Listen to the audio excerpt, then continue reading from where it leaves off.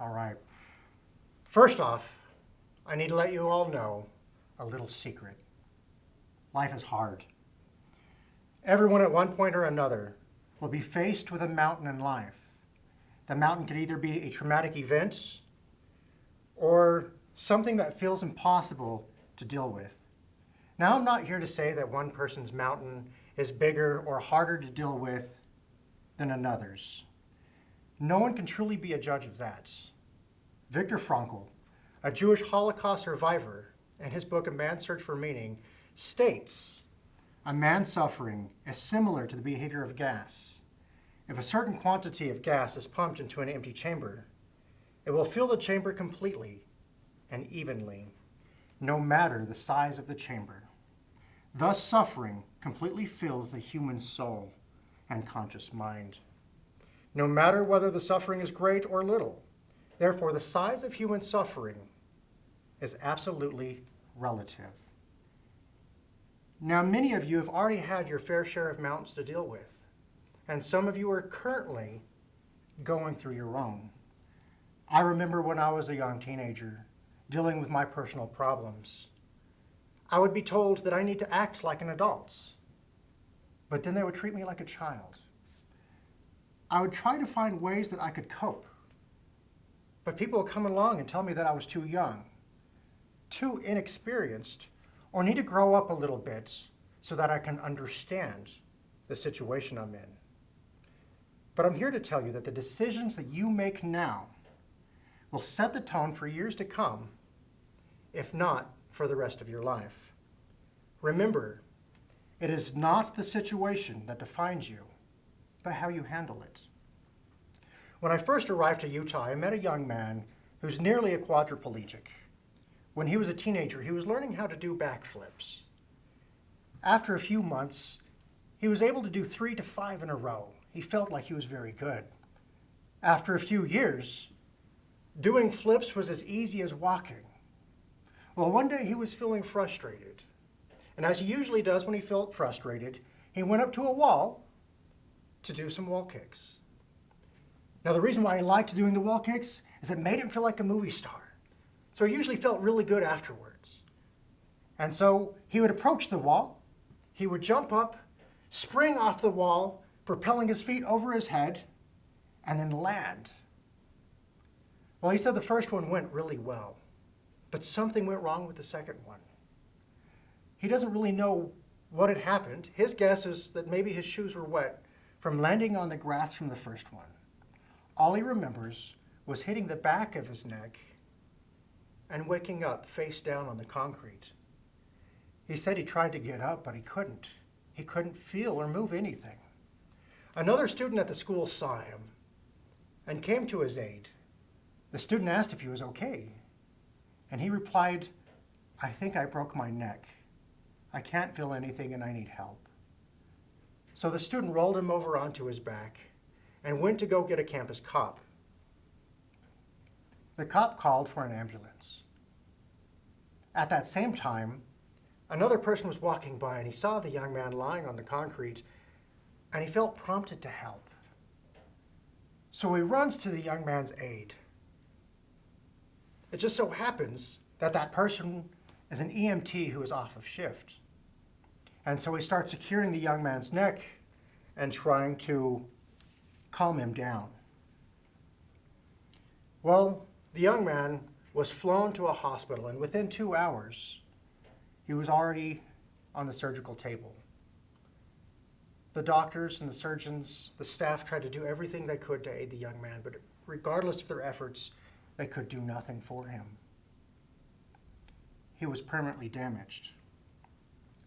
Now imagine lying on your back in your small hospital bed, staring up at the little blinky lights in your tiny room, wondering, what am I going to do? For the rest of your life, you will be in a wheelchair. You'll be reliant upon others for help. You'll never be normal. You'll never run. You'll never jump. You'll never play. You'll never be like anybody else. You will never even be able to go to the bathroom by yourself without the help of someone. the world will pity you. Although you're in a wheelchair, people will talk down to you like something's wrong with your mind rather than just your body. Will you ever go on a date? Will you ever get married? Will you ever have children, a job, a real life? What lies before you is a mountain of a challenge. What would you do? Many people feel inadequate when even facing real mountains in life. There are plenty of large rocks, trees, cliffs, rugged terrain, other people on the paths, perilous paths, if you will. How many of you had went and climbed Mount Timpanogos? Do you remember the feeling that you had whenever you're standing there in the bottom of the mountain, staring straight up towards the summit, saying, they want me to what? Walk 8 miles to the top? Don't they know that that's crazy talk? You can see it from the bottom that this is going to be hard. Yet the figurative mountains in life can feel even harder. They too are filled with the cliffs of despair, with steep, rugged terrain of depression, with obstacles and people that desire you to fail. Unfortunately, some of these people could be those you considered your friends and even family members. It's a lot like crabs in a bucket. I remember when my uncle brought me to the ocean, we'd go in there and we'd catch crabs. We'd go and place them in this big white bucket. I was always amazed that we didn't need a lid on the bucket. I would sit there and watch for hours as a crab would try to scramble to the top. Just as he's about to pull himself up to freedom, another crab would reach up, grab his leg, and pull him back down into the bucket. Most people, we don't have claws. But what we do have is words that hurt, words that damage and can destroy somebody's will to move forward. Peer pressure is a very, very powerful tool. So how are we to face these mountains in life, these figurative mountains? Brothers and sisters, I'm here to tell you that we should face these mountains with another spirit, one different than that of society. Society likes to tell us that we should fold in on ourselves, that we should quit, that we should use our failures as an excuse for not trying, that we should turn back because it's too hard to deal with. Now, this reminds me of a group of people who are faced with a very literal and a figurative mountain. In the 4th book of the Old Testament, Numbers chapter 13, we find this people camped in the land of Paran, just outside of the promised land. God had commanded his holy prophet Moses to send a reconnaissance team into the land of Canaan. This recon team was comprised of the 12 tribal leaders of Israel. The mission of this advanced party was to sneak into the land and bring back a report of what they found. Their first concern was the people. Moses wanted to know about the inhabitants of the land. In the Army, we kind of call this a salute report. Size, activity, location, unit, time, and equipment. Moses wanted to know if the people were strong or if they were weak. If there were few or if there were many. He wanted to know how they lived. Do the people live in tents or do they live in large walled cities like the city of Jericho? Moses also wanted the recon team to investigate the land. He wanted to know if the land was fruitful or if it was barren, if the land was wooded. So he told his men, bring back some evidence of what you find. See, Moses is doing something important that we should all do before making decisions when dealing with hard things. We need to first take a pause and then gather the facts. Is the situation as bad as we believe that it is? What is the best way to approach the problem? What is fact and what is rumor and what is fear? And did you think to pray?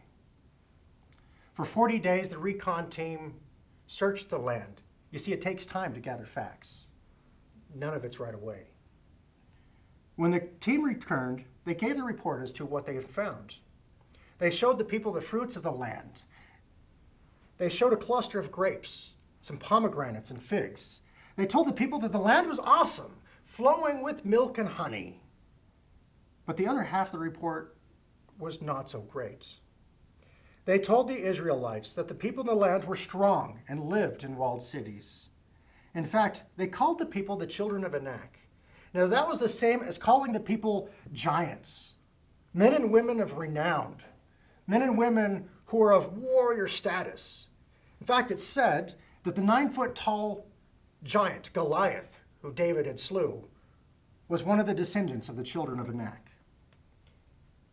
Yet, with all of this bad news, there was a still and steady small voice, besides that of the prophet. This singular voice stood up amongst the group and said, "We can take this mountain. We can take this God-given land." This was the voice of Caleb. He was one of the 12 who was sent to recon the land. Unfortunately for Caleb, 10 of the others kind of went against him. They said, "The people there are stronger than we," they cried. "Everyone we saw were great. We were in our own sight as grasshoppers. And so we were in their sight." You see, we were in our own sights, not God's sights, but man's. We were amazed by them. We looked up to them. So who are some of the giants that you run across in life? You might have heard them say things like, "You can't quit. You're an addict. One drink won't hurt you. Everyone is doing it. You don't need that person's help. You can do it on your own. You don't have the ability or the experience to deal with this. You were too young to get over it." Can you imagine? You had such high hopes in the leaders you were following, the leaders of your society, the leaders that you had looked up to and followed to this point in life, telling you that you cannot do it, that you were stuck, you cannot cope, you cannot move forward to bigger and better things. You see, the Israelites were crushed. All that day and all that night, they complained. They wept. They complained against Moses. They complained against Aaron. They complained against God, the very God that took them out of the land of Egypt, the very God who had fed them in the desert, the very God who had brought them to this point. "Would God that we had died in the land of Egypt," they cried. "Would God that we had died in the wilderness. The Lord brought us to this land just so we would fall by the sword, and that our wives and our children should be prey. Were it not better for us to return to the land of Egypt?" You see, all of society wanted to turn back. They wanted to call other leaders. It was too hard. "We can't do this. Our leaders failed us. Someone else messed up. We can't do this. Let's go back to Egypt where life was better." Better? Better to be a slave?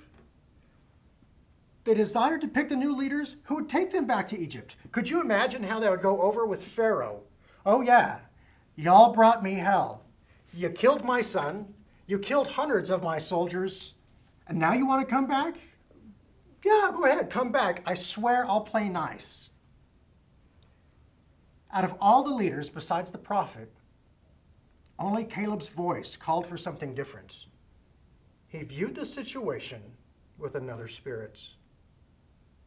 That is, he viewed the situation with the Spirit of God.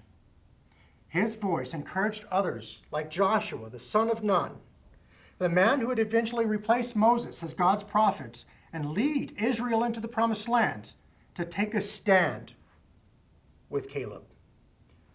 Joshua and Caleb knew that God would take care of them. They rent their clothes and they called out to the people, "The land that God had promised us is right here. It's just right here. We can do this.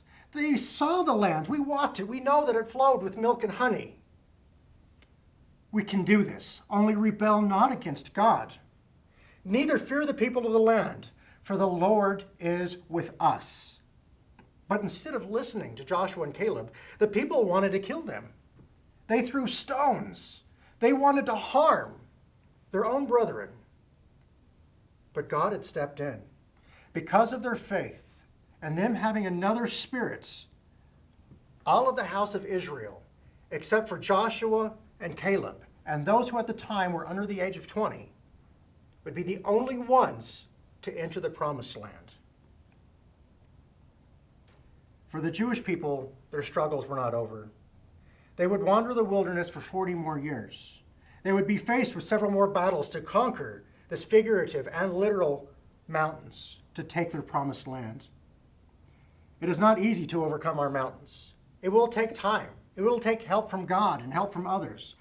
But if we follow Caleb's example, having another spirit and trusting in God, then we can overcome any obstacle and aid those around us with an eye single to the glory of God to overcome the obstacles they are faced with. Remember that young man in the beginning that I had mentioned? I'd never met anyone like him. Sure, he has had his fair share of ups and downs, but he's truly viewed his situation with another spirit of God. You see, he went to college and he graduated in computer technology. And he now has a well-paying job at Vivint. He owns and rents out several apartments. He skydives, fishes, drives his own cars, goes on yearly camping trips with his family. He goes to Comic-Con every year, and he's an avid Lego fan. Last month, I was able to witness his wedding with a young, beautiful woman. He has put his trust in God. He has learned to accept help from those around him. He has a great outlook in life. Not bad for someone who's nearly a quadriplegic, who can barely move his hands and has no arm strength. He is one of the strongest people I know. The mountains in life will come and go, but how you face it will be a contributing factor to how your life will go. You will make a few mistakes along the way, but you can always start now